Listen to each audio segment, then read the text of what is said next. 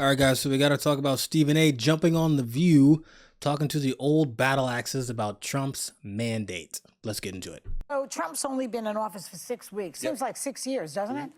And he's been going around with his cronies touting his so-called landslide and blowout win. But he won the popular vote by 1.5%, one of the smallest ever, and he won the general election by less than 50%. So what kind of mandate is this really? Well, it is a mandate, and I'm going to explain why. And I don't mind the question, but let me be very clear. I'm no supporter of Trump. I'm a supporter of truth and the facts. And here's the facts. The man won every swing state.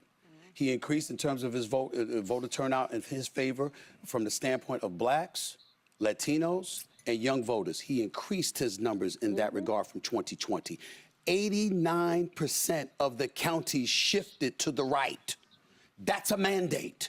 We can sit up there and play around all we want to. In 2020, Trump didn't win the popular vote. He didn't win the electoral college vote. A matter of fact, the Republicans hadn't won the popular vote, if I remember correctly, since 2004. But they did this year. So 20 years after they last won the popular vote, they won the popular vote. They won the electoral college vote. The man won every swing state. And on top of it all, 89% of the counties shifted gears. I don't understand how people can look at that and say, there's no mandate. Facts. Straight facts. Yeah, if that wasn't already clear, I don't know what else could be more clear than that. I really don't. It's very, very clear that the people have voted against the Democratic Party and for the stuff that they currently stand for. It's a mandate. Well, it's a different definition of a mandate, I guess. But the problem is that if you're the Democratic Party and you lost 49.8% to 48.3%, and you're looking at that 1.5% dip, that's an excuse for you to say, what we did really wasn't that bad. Some people didn't we should continue to do that. Don't continue to do that. Find a new strategy. But do you think those groups, the black voters, the Latino voters, and the others that you mentioned, are they going to regret it soon? Possibly. I think so. I don't like what I'm seeing from Trump. I didn't like what I saw with Zelensky. I didn't like what I saw with a few things. But in the end, Zelensky? The point, I didn't like it. But in the Oval Office. But in the end, what it comes down to is this. The American people, in their eyes, it wasn't about him. They were voting against what the Democrats were throwing in their direction. I don't only 100%. 100%. He's so right. It's unbelievable, and they don't get it. That just shows how out of touch these people are. He's 100% right. They need to change their strategy entirely, because that 1% or 1.5 or whatever it is only going to get bigger over time. If they keep pushing the same stuff that they've been pushing for the past 4 years, 4 to 8 years, the 1% divide that he's talking about is only going to get worse. Talked to Cuomo. I did interview Eric Adams. I did interview Minority Leader Hakeem Jeffries. I interviewed these people. I've talked to them, and I'm going to talk to some more of them too. And I'm going to say the same message. What are you doing to win? I love Wes Moore, the governor of Maryland. I love John Kerry of Pennsylvania. Okay, I just interviewed Cuomo. I like him a lot.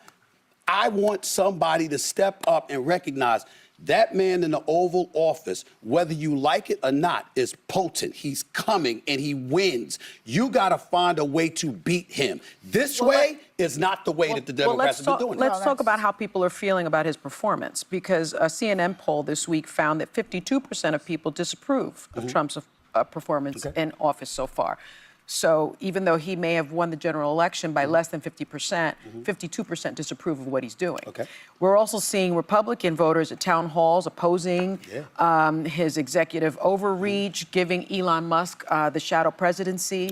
Yet you said, quote, Trump is closer to normal than what we're seeing on the left. Yeah, I was talking about why he won the election. So? When I made that statement, I was talking about, that was before the election. I see. Right? Okay. So when during the election, I said, in the immediate aftermath of the election, I pointed out he was voted for because they considered him closer to normal than what the Democrats were spewing. That was what I said at that particular moment in time. Now, obviously, Elon Musk is an entirely different matter altogether. This man is not an elected official. He hasn't been confirmed by the Senate or anything, but he's got an inordinate amount of power.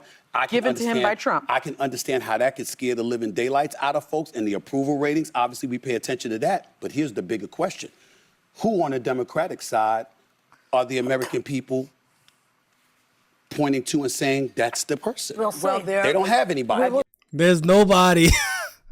There's nobody. The Democratic Party has no leadership. Yeah, so he's totally right. The Democratic Party prioritized minority fringe issues. Of course, you're going to lose the majority. Of course, they're going to see Trump to be more normal, and they're going to see the Democrats to be more not normal, to put it lightly. So I think Stephen A. Smith was right about all the stuff he said there. And I think the Democratic Party is basically just making excuses not to change because they're like, oh, we only lost by 1% or whatever. It's pretty much an excuse not to change because I think the very loud minority part of their party is going to be very loud and very mad if they start to change, their priorities in the Democratic Party. But let me move on. Later on in the show, they brought on Karine. What's her damn name? Karine Jean-Pierre. Donald Trump and his administration having a mandate. And we have to be super mindful and careful of this because he does not have a mandate. And what I mean by that is if you look at the numbers, just look at the facts. He won with the smallest margin of the popular vote since the 19th century.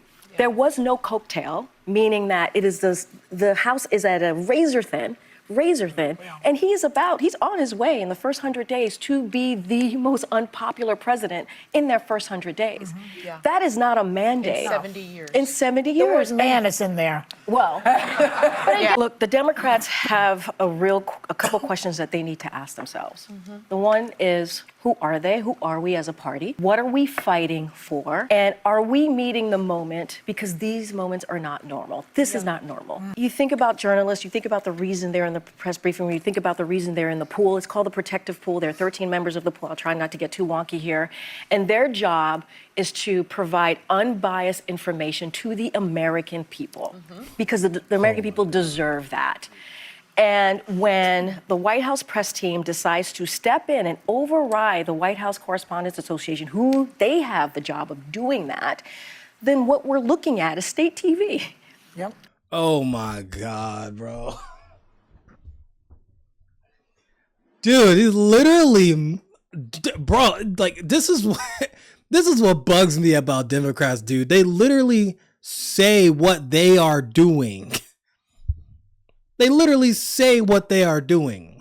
Oh my God. And they accuse the other side of what they're doing. That's what they do all the time. All right, they're saying this like the Biden administration didn't do the same thing. They literally changed the press pool, which pulled like 400 reporters' passes. It's like we didn't just find out that U.S. aid was sending money to left-wing media networks. It's like we didn't just find that out. The Democratic Party clearly doesn't want to change or thinks that they can't change because of that loud minority that I was talking about earlier.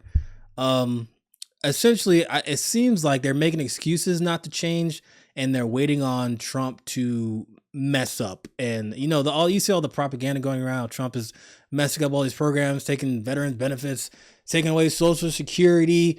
He's taking away air traffic controllers. So the progressives and the Democrats can deny reality all they want.